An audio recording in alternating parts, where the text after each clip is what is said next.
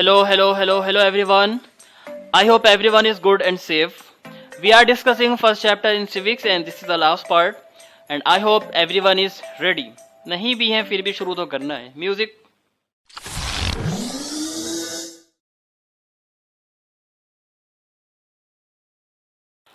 If we talk about the first part, अगर हम इस चैप्टर के पिछले वीडियो की बात करें तो उसमें ये टॉपिक्स हमने डिटेल में डिस्कस किए हैं, जिसमें चैप्टर का ओवरव्यू, श्रीलंका और बेल्जियम का बैकग्राउंड है, साथ ही साथ majoritarianism in Sri Lanka, what a hard word, and accommodation in Belgium.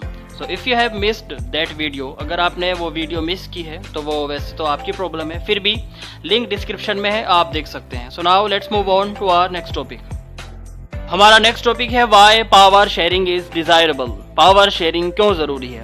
इसके पीछे दो राज हैं, इसके पीछे दो रीजंस हैं. पहला रीज़न है कि पावर शेयरिंग सोशल ग्रुप्स या सोशल कम्युनिटीज़ या दो लोगों में या दो ग्रुप्स के लोगों में टकराव पैदा होने की पॉसिबिलिटी को कम करता है. क्यों? क्योंकि गवर्नमेंट में अगर सभी कम्युनिटीज़ को शामिल कर लिया जाए, सभी के साथ पावर शेयर कर दी जाए, सभी की प्रॉब्लम सोल्व कर दी जाए, तो झगड़ा किस बात का? प्रॉब्लम कोई नहीं होगी, कोई पॉसिबिलिटी नहीं है कि कोई झगड़ा हो. गवर्नमेंट ठीक से काम भी कर पाएगी.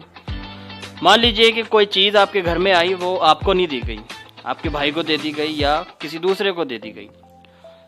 उस वक्त तो आप चुप रह सकते हैं क्योंकि आपके बड़े अगर सामने बैठे हैं तो, लेकिन जैसे ही बाद में अगर मौका मिला तो आप पूरा घर सर पे उठा लेंगे, उसके अपने कपड़े फाड़ लेंगे, चिल्लाएंगे, रोएंगे, जो कुछ कर सकते हैं करेंगे, क्योंकि वो आपको भी चाहिए, वो चीज़ आपके साथ भी शेयर की जाए. तो ताकि आपके कपड़े सलामत रहें, इसलिए पावर शेयरिंग का कॉन्सेप्ट आया है. सब चीज़ शेयर करना ज़रूरी है, इसलिए पावर शेयरिंग भी ज़रूरी है. दूसरा रीज़न है कि पावर शेयरिंग डेमोक्रेसी की आत्मा माना जाता है. आत्मा नवाजुद्दीन सिद्दीकी वाली नहीं, स्पिरिट माना जाता है. डेमोक्रेसी में पावर शेयरिंग एक दूसरे के लिए ज़रूरी है. कोई भी कंट्री, डेमोक्रेटिक कंट्री जब सरकार बनाती है तो उसके नागरिकों को यह अधिकार होता है कि वो अपनी पसंद की सरकार चुने, अपनी पसंद के लोगों को वोट दें. लेकिन सरकार बनने के बाद ये सरकार का काम है कि जो भी पॉलिसीज़ बनाए तो उससे पहले वो उन लोगों से कंसल्ट करे कि उन लोगों को किस चीज़ की ज़रूरत है, किस चीज़ की रिक्वायरमेंट है. मान लीजिए कि किसी गांव में पानी या सड़क की रिक्वायरमेंट है और गवर्नमेंट ने वहाँ पर कई सारे वाईफाई के टावर्स लगवा दिए, तो वो किस काम के? पावर शेयरिंग का पहला रीज़न प्रूडेंशियल है, यानी जिसमें कोई भेदभाव नहीं है, सभी कम्युनिटीज़ को, सभी ग्रुप्स को शामिल किया गया. और दूसरा रीज़न मॉरल पर बेस्ड है, यानी जिसमें सभी को यह अधिकार है कि वो अपने ऊपर लागू होने वाली गवर्नमेंट के साथ सलाह कर सकें. आगे बढ़ते हैं. नेक्स्ट टॉपिक है खालिद्स डिलेमा, यानी खालिद की प्रॉब्लम. यहाँ हमारी प्रॉब्लम कम है यार, ये एक और प्रॉब्लम लेकर आ गए. चलो फिर भी. लेबनान की कैपिटल बरूत में खालिद नाम का एक आदमी रहता था, जिसके फादर ऑर्थोडॉक्स क्रिश्चियन और मदर सुन्नी मुस्लिम थी. वाह. लेबनान में भी काफ़ी टाइम तक डिफरेंट कम्युनिटीज़ और सोशल ग्रुप्स के बीच अपने अपने अधिकारों को लेकर काफ़ी टाइम तक टेंशन्स का माहौल था, लड़ाई झगड़े हुए, खून खराबा तक हुआ था, सिविल वॉर की सिचुएशन बन गई.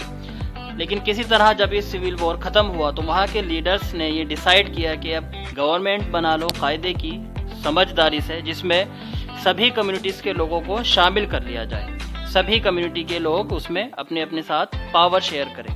तो उन्होंने डिसाइड किया कि कंट्री का जो प्रेसिडेंट की पोस्ट होगी वो कैथोलिक क्रिश्चियन के कम्युनिटी के लोगों के पास होगी और प्राइम मिनिस्टर की पोस्ट पर सिर्फ सुन्नी मुस्लिम लोगों को ही चुना जाएगा. इसके अलावा डिप्यूटी प्राइम मिनिस्टर की पोस्ट पर ऑर्थोडॉक्स क्रिश्चियन और हाउस स्पीकर की पोस्ट पर शिया मुस्लिम के लोगों को चुना जाएगा. बहुत अच्छा सिस्टम था, लेकिन खालिद साहब को ये सिस्टम पसंद नहीं आया, क्योंकि खालिद साहब खुद ना ही अपने मदर और ना ही अपने फादर के रिलीजन को फॉलो करते थे और उनका ये भी ख्वाब था कि वो पॉलिटिक्स में जाएं, अपना कैरियर बनाएं, प्रेसिडेंट बने या प्राइम मिनिस्टर बने. लेकिन ये कैसे पॉसिबल था? क्योंकि गवर्नमेंट सिस्टम के हिसाब से लोगों का भी ये मानना था कि जो पॉलिटिकल सिस्टम इस वक्त बनाया गया है, जो अलग अलग पोस्ट अलग अलग रिलीजन के हिसाब से दे दी गई हैं, वही सबसे अच्छा सिस्टम है. खालिद साहब का ये क्वेश्चन है कि क्यों ना लेबनान में भी दूसरी कंट्रीज़ की तरह एक नॉर्मल डेमोक्रेसी हो, जहाँ पर एक नॉर्मल इलेक्शन ऑर्गेनाइज किया जाए और उस इलेक्शन में जिस कैंडिडेट के पास सबसे ज़्यादा वोट आए वही प्रेसिडेंट या प्राइम मिनिस्टर बने, चाहे वो किसी भी रिलीजन का हो. बहुत जायज़ क्वेश्चन है बंदे का, एकदम राइट क्वेश्चन है. आगे बढ़ते हैं. नेक्स्ट टॉपिक है फॉर्म ऑफ पावर शेयरिंग, यानी पावर शेयरिंग के कितनी फॉर्म्स होती हैं, यानी कितने रूप होते हैं, इसके भी रूप होते हैं। आगे बढ़ते हैं। पहले ज़माने में लोग बड़े आलसी थे, सुस्त थे। वो चाहते थे कि सारी पावर्स एक ही आदमी के पास रहे, एक ही ग्रुप में रहे और एक ही जगह पर रहे, वही अपने आप अपनी मर्जी के हिसाब से डिसीजन लेते रहे। लेकिन ऐसा हुआ नहीं साहब।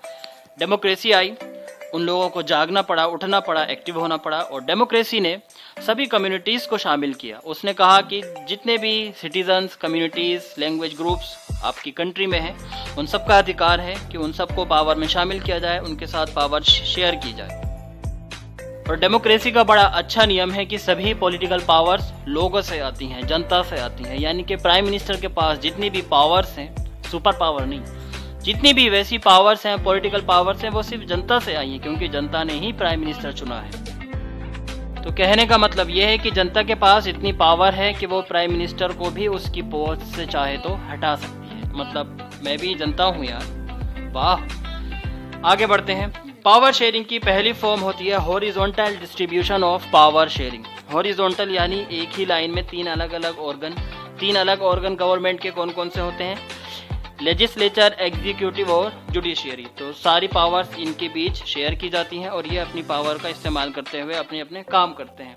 लेकिन जहां इन्होंने दूसरे के काम में टांग अड़ाना शुरू की, वहीं जुडिशियरी अपना रूल्स रेगुलेशंस लेकर आती है और इनको इनका कानून सिखाती है।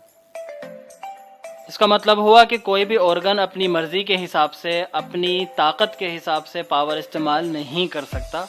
उसके पास कुछ लिमिटेशंस हैं, कुछ बाउंडेशंस हैं, और इसीलिए इस सिस्टम को चेक एंड बैलेंस कहा जाता है। मतलब अपनी पावर्स चेक करो, क्या क्या दी हुई हैं, उसी हिसाब से बैलेंस बनाते हुए काम करो, वरना डिसबैलेंस कर दिए जाओगे।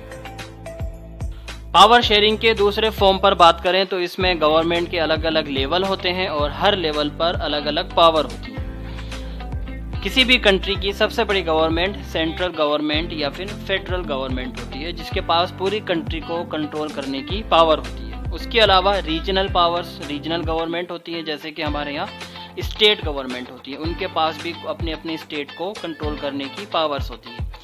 स्टेट से नीचे अलग अलग डिस्ट्रिक्ट्स होते हैं और हर डिस्ट्रिक्ट में कोई ना कोई ऐसे ऑफिसर्स होते हैं जिनके पास पूरे डिस्ट्रिक्ट को कंट्रोल करने की पावर्स होती है। इसके बाद छोटे छोटे शहरों में म्यूनिसिपल कॉरपोरेशन और म्यूनिसिपल कम्युनिटीज़ होती हैं, जिनकी अपने अपने एरिया को कंट्रोल करने की पावर होती है। रूरल एरिया में छोटे छोटे गांव, उनकी अलग पंचायतें होती हैं, अलग अलग उनके कुछ ऑफिशियल्स होते हैं और उनकी अपने अपने गांव को कंट्रोल करने की अलग अलग पावर होती है। तो कहने का मतलब यह है कि हर लेवल पर हर कोई अपने आप में एक पावरफुल है। आगे बढ़ते हैं। पावर शेयरिंग की अगली फॉर्म में सभी सोशल ग्रुप्स और सभी सोशल कम्युनिटीज़ को गवर्नमेंट में शामिल किया जाता है। बहुत से ऐसे सोशल ग्रुप्स होते हैं जो सोशली वीक होते हैं या फिर सोशली अबेंडेंड होते हैं, उनको थोड़ा अलग थलग कर दिया जाता है। तो गवर्नमेंट में उनको शामिल करने के लिए, उनको बराबर के अधिकार देने के लिए सरकार ने कुछ रिजर्वेशन निकाले हैं, यानी उनके लिए कुछ पोस्ट, कुछ सीट्स, कुछ जॉब्स फिक्स की हैं, ताकि उन सीट्स पर, उन पोस्ट पर सिर्फ उन्हीं कम्युनिटी के लोगों को शामिल किया जाए। हर कंट्री में ये देखने को मिलता है कि कुछ ग्रुप्स मेजॉरिटी में होते हैं और कुछ माइनॉरिटी में होते हैं। तो गवर्नमेंट का ये काम है कि जो माइनॉरिटी ग्रुप्स हैं उनको भी इक्वल राइट्स दिए जाएं, उनको भी समान अधिकार दिए जाएं। और ऐसी गवर्नमेंट और ऐसी पावर किसी काम की नहीं जिससे सभी कम्युनिटीज़ के लोग खुश ना हो। आगे बढ़ते हैं। पावर शेयरिंग की इस फॉर्म में पॉलिटिकल पार्टीज को शामिल किया गया है। इसका मतलब है कि पावर पॉलिटिकल पार्टीज के बीच भी शेयर की जा सकती है। मतलब हर पॉलिटिकल पार्टीज के पास इतना अधिकार है कि वो इलेक्शन लड़े, ज़्यादा से ज़्यादा सीट्स जीते और सरकार बनाए।